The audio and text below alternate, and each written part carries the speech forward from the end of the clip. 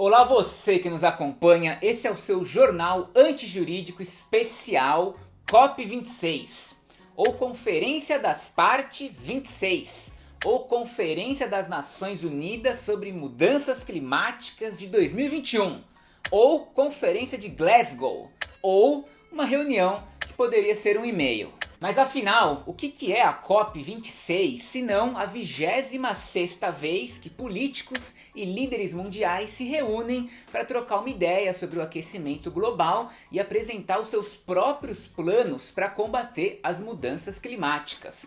Dessa vez a cidade sede é Glasgow, na Escócia, que ironicamente acabou de registrar o verão mais quente da sua história. Falando assim até parece promissor, né? Mas considere que a gente está caminhando direto e reto em direção ao apocalipse climático e os caras já fizeram essa reunião 26 vezes e não adiantou muita coisa.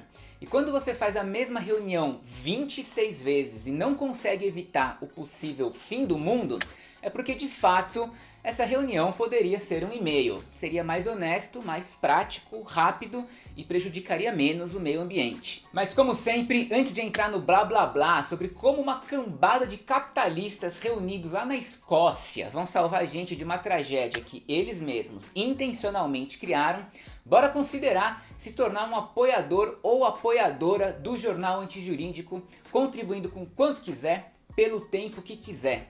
Ou quem sabe, talvez, meter o louco lá no nosso Pix, jornalantijurídico@gmail.com, e fazer uma contribuição isolada dentro do que é possível, confortável ou simbólico para você. Todo e qualquer valor significa muito e é isso e só isso que ajuda a manter esse canal de pé, beleza? Bom, eu tenho que falar da COP26 porque ela é, dessa vez, mais do que nunca, especialmente importante e decisiva por duas razões. Primeira, por causa do Acordo de Paris. Em 2015, na COP21, rolou o famoso Acordo de Paris, onde todo mundo lá, 200 países, concordaram em combater o aquecimento global. E para isso, cada país deveria apresentar os seus próprios planos para reduzir as emissões de gás carbônico. Tipo, eles concordaram em combater o aquecimento global, mas não concordaram em como exatamente fazer isso juntos. Porque a gente vive no capitalismo, portanto não existe cooperação ou solidariedade. Então eles decidiram que cada um volta para sua casa, elabora os seus próprios planos e daqui 5 anos a gente se fala novamente na COP26. Porque a gente precisa de uns 5 anos para fazer isso, afinal de contas, né? Estamos com tempo, tá sussa. E é como um trabalho de escola que você tá com preguiça de fazer com seus amigos.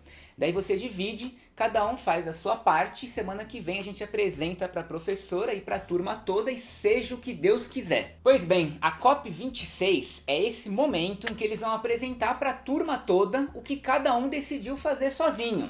Então essa conferência já é muito importante por conta disso. É a primeira vez que eles vão dar tipo um feedback aí sobre o Acordo de Paris. Ou seja, toda a credibilidade desse acordo está em jogo agora, nessa reunião, valendo apenas a existência da humanidade. E a segunda razão da COP26 ser especialmente muito importante é por uma questão de tempo mesmo, já que as medidas mais ambiciosas que a gente precisa tomar têm que acontecer até 2030.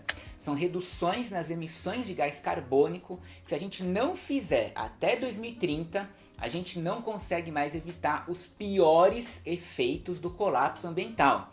Veja, o debate já não é mais sobre impedir as mudanças climáticas, é sobre tentar reduzir os seus piores efeitos, porque o colapso já está acontecendo. Por isso não é à toa que o último relatório do IPCC, do painel intergovernamental sobre mudanças climáticas, que eu já citei uma porrada de vezes nos episódios anteriores aqui do canal, que era para sair oficialmente ano que vem, em 2022, os caras adiantaram para esse ano, justamente para dar uma pressionada a mais na urgência dessa COP, sacou? E não adiantaram para qualquer dia. Os caras soltaram o relatório no dia 9 de agosto, no aniversário de 75 anos do bombardeio atômico de Nagasaki. Uma data para lembrar todo mundo, de propósito, do que a inteligência humana é capaz de destruir quando está profundamente arraigada com o sistema político e econômico dominantes. Então foi um relatório que é digno de pesadelo, anunciando que todos os esforços para reduzir as emissões de gases do efeito estufa nos últimos anos foram simplesmente insuficientes e que várias das mudanças climáticas que estão rolando já são irreversíveis e outras que estavam previstas para as próximas décadas já estão rolando agora. Resumindo, as mudanças climáticas estão vindo velozes e furiosas, tá ligado? O filme Velozes e Furiosos? Então, tem nada a ver com o filme, mas você entendeu. E olha, cara, esse relatório do IPCC foi tacando terror nas mudanças climáticas e, mano, vem comigo.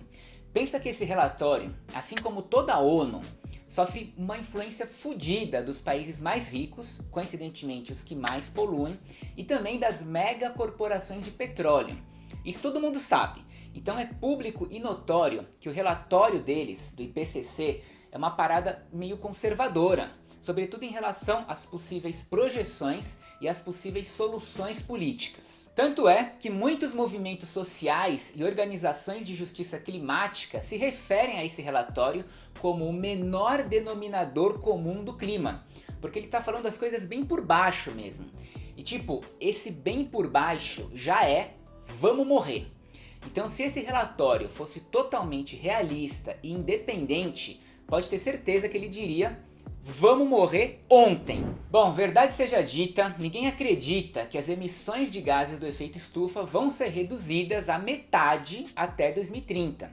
Eles fingem que prometem, a gente finge que acredita, mas o lance é que um pequeno grupo de nações muito ricas, dirigidas por grandes corporações, que há 30 anos basicamente estragam qualquer chance de progresso climático.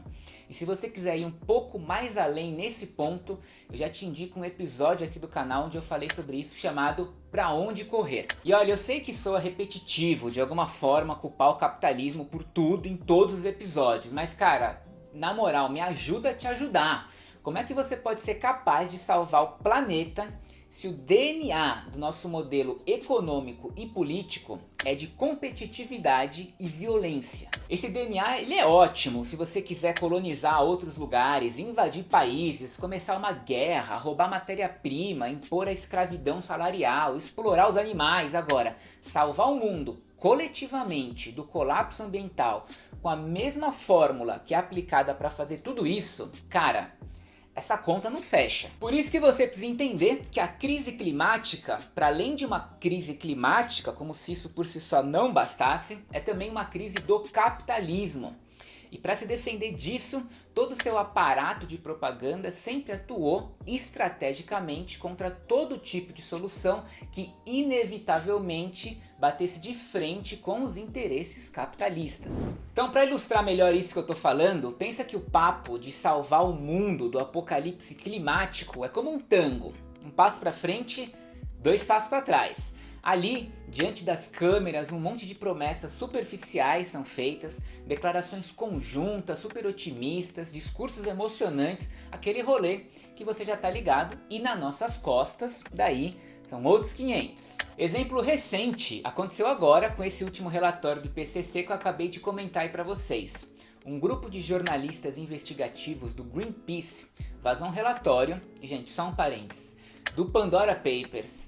O algoritmo dos genocídios, meus últimos programas têm sido muito sobre vazamento de documentos secretos, né? Eu tô muito fofoqueiro, muito Julian Assange, adoro. Enfim, esse grupo de jornalistas investigativos do Greenpeace vazou tipo um arquivo de edições do relatório do IPCC. Pensa assim, sabe quando você escreve uma parada no seu computador aí no Word ou no Google Docs, daí você compartilha com um amigo ou um colega de trabalho e o cara vai escrevendo aqueles comentários na lateral do seu texto, sabe? Pois então, com o IPCC rola uma parada dessas. Os cientistas elaboram o relatório, daí os países, os seus governos, metem os comentários ali na lateral com as coisas que eles querem alterar no relatório. E aí cabe aos cientistas aceitarem ou não, com base em evidências científicas que esses países apresentem ou não. O que o Greenpeace vazou para a BBC foi justamente esse arquivo com os comentários na lateral de vários governos no relatório, entendeu? E o que esse vazamento revelou é o que você sempre soube, não é exatamente uma notícia bombástica, que rola um esforço dos governos, principalmente daqueles que mais poluem, em enfraquecer o consenso científico sobre o aquecimento global e atrapalhar a percepção do público em relação às mudanças climáticas. Algo que, como eu já disse em programas anteriores, deve ser sim interpretado como um crime contra a humanidade. Então esse vazamento mostra que vários países pediram alterações no relatório do IPCC. Países como Arábia Saudita, Austrália, Japão, Argentina, Brasil, Noruega, Índia. Bicho, estamos falando da galera barra pesada. Não estamos falando de Madagascar ou Ilhas Malvinas, que de longe são os responsáveis pelo aquecimento global. Estamos falando dos maiores produtores de petróleo, dos maiores produtores de carne e dos maiores exportadores de carvão, apenas. A Arábia Saudita, por exemplo, solicitou que o relatório retirasse frases como a necessidade de ações urgentes e que na conclusão do documento não constasse que é preciso a eliminação progressiva de combustíveis fósseis. Tipo assim, acho que vocês não precisam colocar a principal conclusão do trabalho de vocês no trabalho de vocês, né? É melhor deixar essa parte em aberto, sabe? E entendedores entenderão. Enquanto isso, Brasil e Argentina, grandes produtores de carne, ficaram tocados, ofendidos, né? Vamos dizer assim, com o relatório do IPCC, quando ele afirmou que as dietas à base de vegetais podem reduzir as emissões de gases de efeito estufa em até 50% em comparação com a dieta padrão ocidental, que envolve o consumo de carne. Os dois países, Brasil e Argentina, pediram que o relatório excluísse as passagens que se referiam a dietas à base de vegetais como um papel importante no combate às mudanças climáticas. O Brasil chegou a afirmar que as dietas à base de vegetais não reduzem as emissões de gases de efeito estufa, simplesmente não reduzem. E a Argentina pediu até que o documento retirasse referências à campanha internacional do Meatless Monday, a famosinha segunda-feira sem carne. Cara, pra você ver, né, que eu falei que o IPCC é o menor denominador comum do clima. Eles estão defendendo a segunda-feira sem carne, que é a parada mais light que existe, né? Tipo, um dia sem carne, são 7 dias, os outros 6 dias foda-se. Foda-se exploração animal e, sobretudo, foda-se meio ambiente. E bom, para você ver também que a Argentina quis até retirar esse menor denominador comum, que é só a segunda-feira sem carne. Daí é engraçado, tipo, não é engraçado, mas em 2017, a Casa Rosada da Argentina, que é a sede da presidência deles, né, a Casa Branca deles, o Palácio do Planalto pra gente, adotou oficialmente que os almoços de segunda-feira para os mais de seus 500 funcionários seriam sem carne, aderindo oficialmente à segunda-feira sem carne. Mas o detalhe tragicômico é que eles entraram na campanha não para salvar o meio ambiente, mas por uma questão aí de saúde, como uma campanha para ajudar no combate e na conscientização sobre a obesidade. Então veja só você, os caras estavam com a cabeça de não comer carne como uma dieta, não com uma cabeça de um veganismo popular, revolucionário, anticapitalista que busca salvar o planeta do colapso ambiental. Então você sacou, os maiores poluidores e produtores de combustíveis fósseis, assim como os maiores produtores de gado, são aqueles que tentam minimizar as mudanças climáticas e ao mesmo tempo apresentam e apoiam a captura e o armazenamento de carbono como a solução para todos os nossos problemas. Resumindo de uma forma bem resumida, ao ponto da sua professora de química sofrer um derrame, a captura de carbono é uma forma de tentar reduzir as emissões de gases de efeito estufa, especialmente dióxido de carbono. Então os caras capturam e armazenam o dióxido de carbono no subsolo da Terra ou dos oceanos. Você pode capturar o carbono direto da fonte, tipo direto ali da chaminé da fábrica, ou capturar ele do ar, remover ele da atmosfera. Então imagina tipo um aspirador de pó. E agora a sua professora de química veio a óbito. E beleza, isso existe e é possível. Assim como viajar para o espaço existe e é possível. A questão é que ainda é uma tecnologia muito cara e que não está amplamente disponível. o consenso científico ali do IPCC até reconhece a captura de carbono como algo que lá no futuro pode sim ajudar muito a gente. Mas ainda assim, ninguém tem certeza de nada. O que as grandes potências mundiais querem forçar a goela abaixo é que essa tecnologia é a nossa salvação, pronto, acabou, segue o bonde do jeito que tá. Só que, mano, essa tecnologia, ela é tão inicial hoje, agora, nesse momento, que ela tá mais para um conceito do que para uma ferramenta que vai de fato salvar a gente. Para você ter uma ideia, recentemente foi inaugurada na Islândia a maior usina do mundo de captura de dióxido de carbono chamada Orca. A maior do mundo, tá? Em um ano inteiro de trabalho, ela tem a capacidade de anular 3 segundos de emissões globais de dióxido de carbono. Um ano inteiro funcionando, ela reduz 3 segundos. 1, 2, 3. Então assim, é chocante que querem vender isso como uma solução imediata para o colapso ambiental. Mas a razão para os países poluidores e empresas de combustíveis fósseis amarem essa tecnologia é que, primeiro, ela distrai todo mundo de soluções que atingiriam eles próprios, certo? Portanto, é uma tecnologia que coloca as megacorporações de petróleo fora de perigo. É uma tecnologia que mantém a legitimidade do setor de combustíveis fósseis, entendeu? Olha só, tem solução. A gente polui, mas vocês não estão limpando o ar aí porque vocês não querem, que a solução já está aí, já existe. Então deixa eu seguir o meu trabalho em paz e vai lá protestar para o seu governo para ele instalar essas usinas aí de captura de carbono e tal, e não venha mais encher o meu saco. Eu gosto dessa forma de pensar que na real esses caras, as nações do primeiro mundo, para além de terem poluído, eles na verdade colonizaram a atmosfera com as suas emissões de gases de efeito estufa.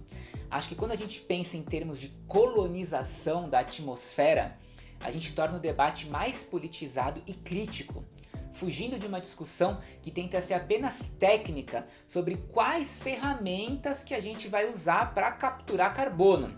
Ok, mas vamos também reconhecer quem colocou o carbono lá e quem é, portanto, o responsável por retirá-lo. Não se esqueça você de que falar sobre o uso de uma tecnologia é um debate político. E mais, para que isso seja uma solução real até 2030, seria necessária uma imensa infraestrutura de usinas, instalações de captura de carbono, oleodutos, poços de injeção de carbono no subsolo e nos oceanos. E como já bem sabem e nos ensinam os povos originários, infraestrutura também é uma forma de colonização. E a segunda razão para os países poluidores e empresas de combustíveis fósseis amarem essa tecnologia é o desmatamento. A Orca, por exemplo, ela faz o trabalho de 200 mil árvores, só que em um espaço 1000 vezes menor. Portanto, não faz sentido você querer plantar uma Amazônia gigante de árvores se você pode instalar uma usina dessas num pedacinho pequenininho de terra, sacou? Acaba sendo um baita incentivo para o desmatamento e para o agronegócio, que por acaso é tech, é pop, é tudo. Ao final da COP, como manda o figurino, os países soltam uma declaração em conjunto com os seus vários compromissos e com as suas várias desculpas para atrasar a sua própria descarbonização. Então é claro que vai ter o lance de incluir o início de uma mudança mais rápida para os carros elétricos, acelerar a eliminação do uso de carvão, cortar menos árvores e proteger mais pessoas dos impactos das mudanças climáticas. Bem o basicão mesmo, aquilo que eu disse no começo que poderia ser um e-mail. E digo mais, se fosse um e-mail, pelo menos esconderia o fato de ter sido a COP da exclusão. A COP mais excludente da história, com as nações da Europa e do norte global no geral, enviando muito mais delegados do que as, como sempre, subrepresentadas nações do sul global. Isso porque, como você muito bem pode imaginar, com a pandemia e com o apartheid de vacinas pelo mundo, especialmente no sul global, isso impossibilitou a vacinação e, consequentemente, o visto para centenas de delegados, militantes e cientistas que poderiam estar lá. Daí você já vai vendo. Com isso, e com tudo mais que eu falei até aqui, que não dá para os caras chegarem a qualquer tipo de resultado justo e verdadeiramente eficaz quando a linha de frente das pessoas que estão sofrendo e que vão sofrer mais com o colapso ambiental, que é o sul global, não foram capazes de fazer suas vozes serem ouvidas na COP26.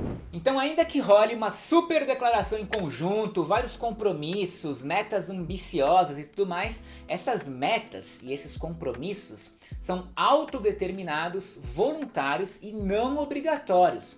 Não tem uma penalidade real por deixar de estabelecer uma meta ambiciosa ou por não alcançá-la. Sacou? Não existe um tribunal internacional do meio ambiente. A COP26 ela não vincula os países juridicamente a um tribunal penal do meio ambiente. Também isso não mudaria muita coisa. O que existe hoje é um esforço de enquadrar o crime de ecocídio como um crime internacional contra a humanidade no Tribunal Penal Internacional.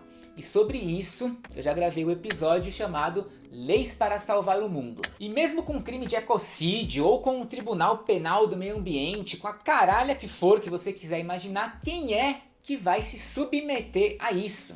A única lei que existe nesse sistema é a lei do mais forte. Inclusive por conta disso, é que está fora da pauta da COP26 a questão militar. E sobre militarismo e mudanças climáticas, eu recomendo o episódio aqui do canal chamado Militarismo, Cinema e Colapso Ambiental, que é para você refletir sobre o fato do exército dos Estados Unidos sozinho poluir mais do que 140 países do mundo. Agora, abrir mão do seu exército, isso não está na pauta, né? Claro que não. O capitalismo é o sistema da violência. E tudo que você conquista com violência, você vai precisar defender com violência. Portanto, sempre que algum líder mundial, como Biden ou qualquer outro, aí, aumenta o seu orçamento militar, como eles fazem todo ano, eles estão automaticamente e diretamente alimentando o colapso ambiental. Para além do seu impacto ambiental em operações, treinamentos, testes e guerras, o exército, marinha, aeronáutica estão sempre entre os maiores consumidores de energia das agências governamentais dos imperialistas e, historicamente, são os que mais dificultaram o acesso à informação sobre os seus próprios dados de emissões de gases de efeito estufa. Vou ficando por aqui e o resumo da ópera você já sacou, que a COP26 se concentra essencialmente em soluções falsas, promovidas por grandes corporações com o objetivo de protegerem os seus lucros. É uma cúpula que teve como um dos seus objetivos centrais apresentar aos mercados financeiros formas de garantir que os fluxos de capital continuem consistentes com um caminho de baixas emissões de gases de efeito estufa, tá? É sobre isso. É um enorme evento de greenwash. É através desse enorme evento de greenwash que a ONU é capturada pelas grandes corporações. Não que antes ela não fosse, né? Mas cada vez mais as corporações avançam dentro da ONU com o objetivo de se tornarem as verdadeiras soluções para as crises globais que elas mesmas ocasionam através do neoliberalismo. Então a COP26 é para assegurar o capitalismo, porque o colapso ambiental é também um colapso do capitalismo. E enfrentar toda a indústria de combustíveis fósseis do mundo significa enfrentar o capitalismo global. E enfrentar o colapso ambiental significa, por sua vez, revolucionar todos os aspectos de como o mundo gera energia, produz alimentos, explora os animais, fabrica os nossos bens e transporta as mercadorias e as pessoas pelo mundo, ou seja, tudo. E enfrentar verdadeiramente o aquecimento global é uma parada que simplesmente apresenta riscos existenciais para as maiores empresas do mundo, para as maiores fábricas do mundo e para os maiores governos e estados do mundo. Por isso que esse evento é feito por eles, para eles e para salvar eles mesmos, não o planeta.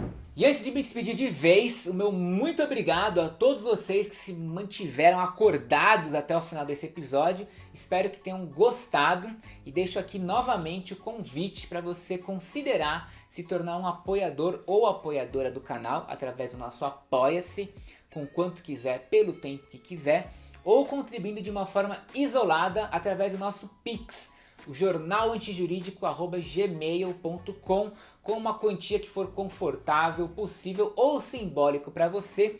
É isso que mantém esse canal de pé. Mas também, como sempre, dinheiro não é tudo na vida, então ajuda muito se você curtir, compartilhar esse vídeo com um amigo, se inscrever, ativar o sininho de notificações e o meu favorito de sempre, deixa aí o seu comentário, beleza? Até semana que vem. Se existir semana que vem, o quê?